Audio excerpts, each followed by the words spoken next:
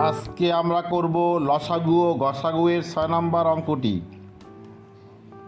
দুটি সংখ্যার অনুপাত 7:5 এবং তাদের লসাগু 140 হলে তাদের গসাগু কত?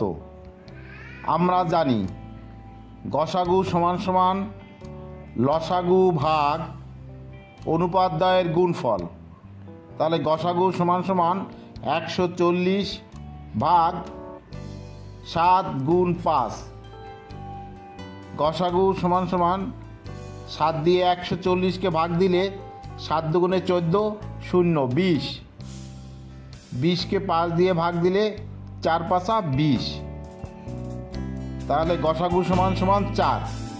উত্তর হবে ক।